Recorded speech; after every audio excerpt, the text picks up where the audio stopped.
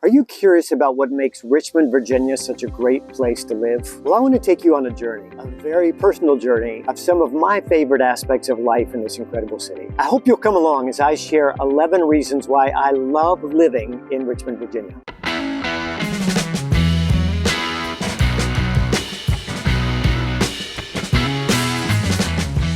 Hey, my name is Greg. I'm a local realtor here in Richmond. I make these videos to capture what life is like in this great city. If you're thinking about a move here, or if you have questions, my number's on the screen. Text or call me at any time. I'd love to help. Before I tell you a love story about Richmond, let me share a little lesson from my own marriage. As we all know, relationships are a mixed bag, a blend of good and bad, happy and sad. Years ago, I learned that in my marriage, I could choose which I wanted to focus on. If I harp on the few things that bug me about my wife, I can easily be frustrated or mad. But if I focus on the many things that amaze me about this woman, I can enjoy my life and her so much more. The same is true about the place where we live. There are lots of things about Richmond that bug me, things that need to be fixed. If I stew on those things, life here is going to stink. But if instead I focus on its many great qualities, I'm going to love life in the city. Does it make sense? Well, enough of the deep stuff. Let me tell you 11 things I love about Richmond. Earlier this year, CNN named Richmond the #1 best town in the U.S. to visit. They said it had loads of personality, and they got that right. You can tell just by driving around town and seeing all the RVA stickers on the back of cars. It has a population of 226,000 within the city limits and 1.2 million in the greater Richmond area. Just for comparison, it's about half the size of Virginia Beach and a quarter the size of Charlotte, North Carolina. My wife and I moved here from the Maryland suburbs of Washington, D.C., and honestly, the suburbs just didn't have much personality. About the most we could boast of was hosting the county fair each year with its pig races and its monster truck bowl. Once in a while, we would venture into D.C. to go to the Smithsonian or to go to a baseball game, but honestly, it seemed like a long way away. D.C. did not feel like my city. Richmond is my city, and I love its unique personality. For a city its size, Richmond offers a lot of options for higher education. 2 of my daughters went to the University of Richmond. I'm so grateful for the generous financial aid they received. One is now getting her master's at Virginia Commonwealth University, or VCU. Virginia Union University is also here in town. A total of 37,000 students are enrolled in these 3 schools. A little further out, you have Randolph-Macon College and Virginia State University, each about 30 minutes away. And then an hour from here, you've got UVA, William and Mary, and Hampton-Sydney. If you or perhaps your kids are enrolled in any of these schools, Richmond is a very convenient place to live.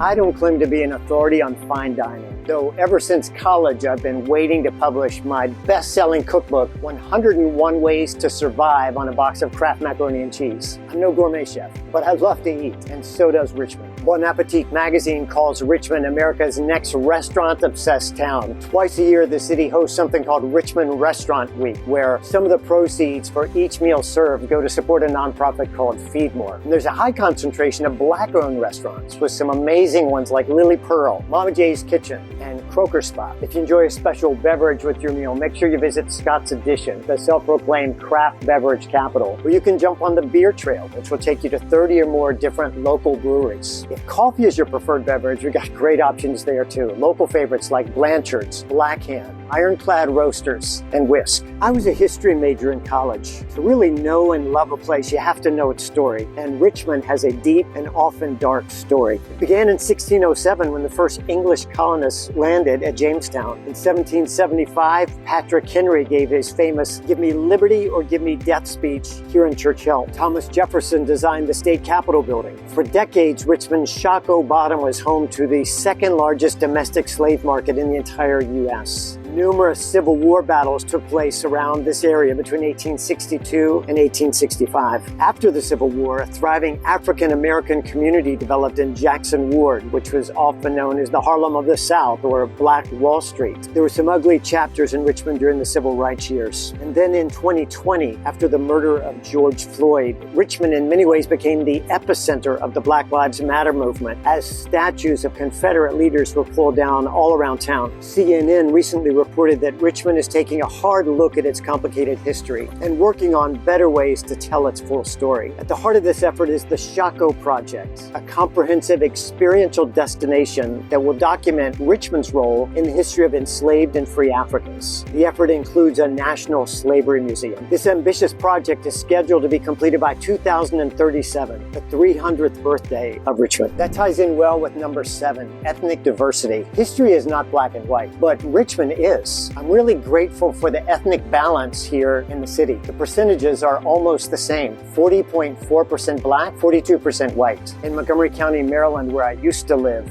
whites outnumbered blacks and every other ethnic group by at least 2 to 1. 1 to 1 is a much better ratio. It makes it harder to hide behind ethnic walls. It forces us to talk with each other, to listen to each other, to learn from each other. Richmond loves to throw parties. It seems like there is a different festival going on here almost every weekend. Some of my personal favorites are Easter on Parade, Arts in the Park, Dominion River Rock, the Hanover Tomato Festival, Carytown Watermelon Festival, the Richmond Folk Festival, and the 2nd Street Festival. Browns Island is a popular site for Richmond's festivals and concerts. And a 7,500-seat open-air venue, the Riverfront Amphitheater, is now under construction. Some of the hottest bands in the country will be performing here soon. Thanks for sharing the love with me as I gush about Richmond. But let me insert real quick. If you have questions or if you're thinking about a move to Richmond, my number's on the screen. I would love to talk with you at any time. Just feel free to reach out. Well, let's continue now with reason number 5. Though my great-great-grandfather lived in Richmond, I didn't grow up here. I did visit often when my daughters were in college, and then my older brother moved here to become senior pastor of First Baptist Church. 2 of my kids eventually settled here, and then 2 grandkids came along. Well, that made Richmond pretty irresistible. We've had so much fun with them, feeding giraffes at the Metro Richmond Zoo, or rock climbing at Peak Gem, or bringing home maple glazed goodies from Country Style Donuts. I appreciate the lower cost of living and the slower pace of life, but at the end of the day, few things are more motivating than being close to family. Maybe it's because I'm not an artist that I'm such a fan of Richmond's art scene. There is a disproportionate amount of beauty in this little city, especially in its grittiest areas. USA Today calls Richmond the number 2 city in the nation for street art. It's got 150 street murals. Some describe Richmond as a living canvas. The RVA Street Art Festival was created in 2012. For 8 years, it showcased artistic talent and inspired those who watched art coming to life.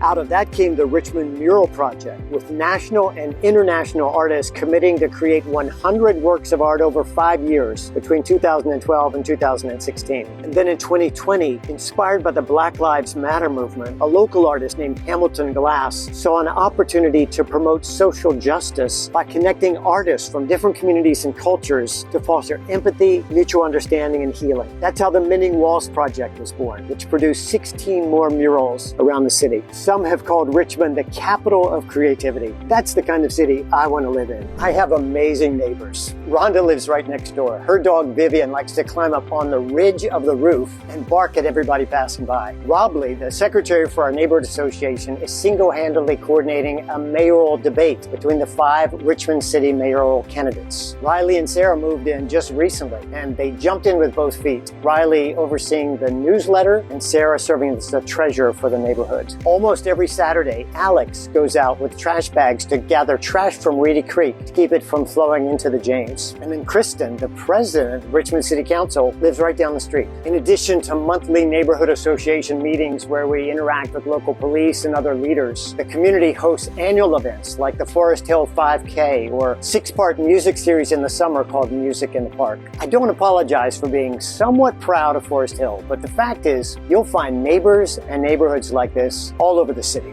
The older we get, the more we understand what really matters in life.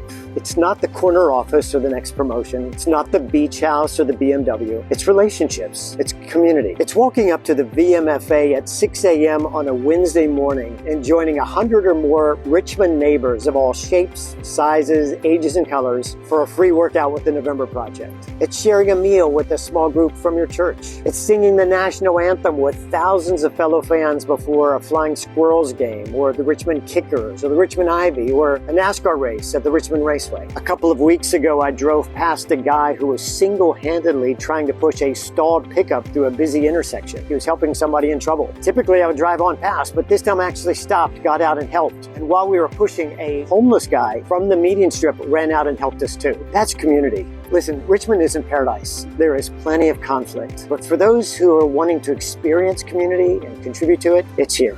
If I had to pick just one thing, the biggest thing that I love about Richmond, it's pretty obvious. You see it right over my shoulder. The James River flows right through the heart of Richmond, fueling the city's love for outdoor fun and adventure. 10 bridges cross the river here in Richmond, including 2 pedestrian bridges that offer amazing views of the city. And then there's the James River Park system, which spans 600 acres on both sides of the river and includes 20 miles of trails and water activities, including Class 4 rapids. When the weather is nice, you'll find Richmonders flocking to local favorites like Belle Isle, Browns Island, Pony Pasture, or Rockets Landing. They're hiking, biking, running, kayaking, fishing, bird watching, walking their dogs, or just chilling. With feet in the water, friends by your side, life just doesn't get much better than that. Well, those are just 11 reasons, and I could easily give 20 more if I had the time. Richmond's not a perfect city, but I love it. If you're thinking about making your home here, my number's on the screen. Feel free to text or call me at any time. Or if you'd like a copy of my free Richmond home buying guide, click the link in the description below. Well, if you enjoyed this journey and want to see more,